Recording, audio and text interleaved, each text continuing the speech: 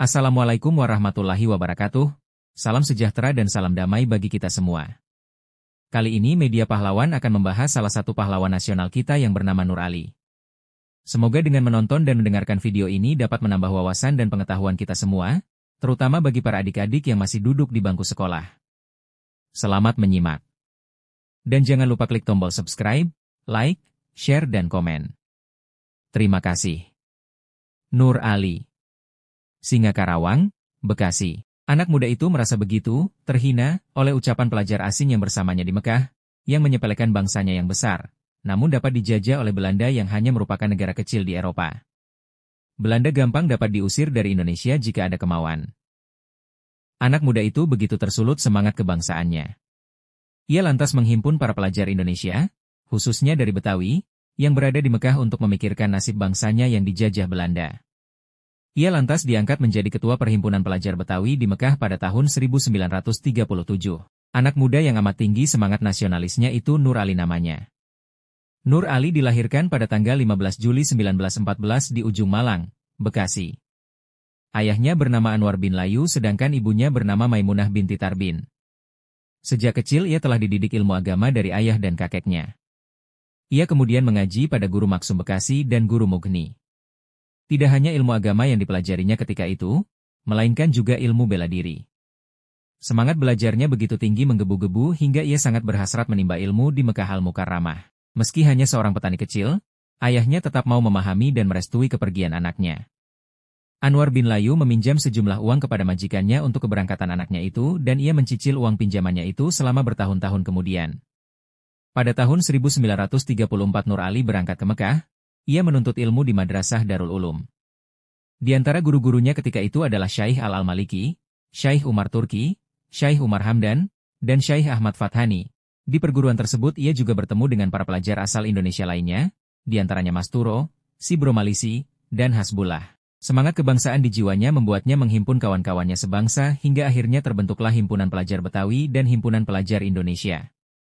Mereka secara rutin berdiskusi dan mencari solusi serta dukungan untuk mengenyahkan penjajah Belanda dari tanah air tercinta.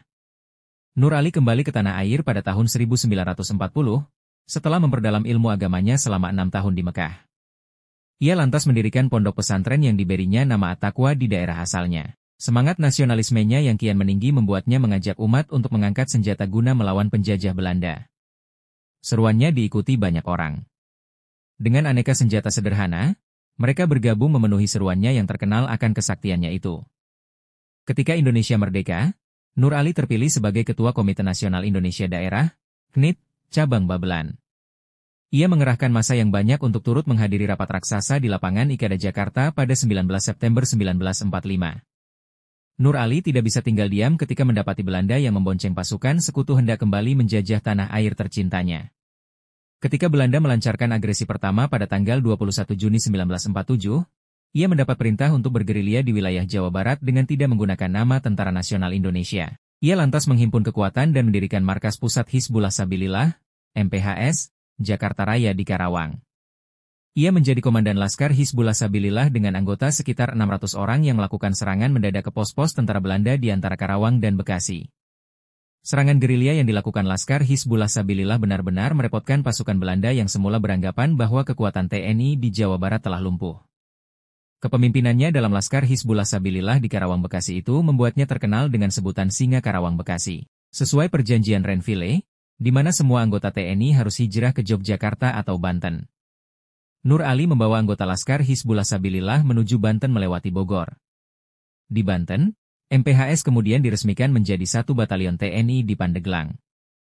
Ia beserta seluruh anggota pasukannya terus bertempur melawan pasukan Belanda di wilayah Banten Utara, hingga ditandatanganinya Perjanjian Rumroyen pada 7 Mei 1949.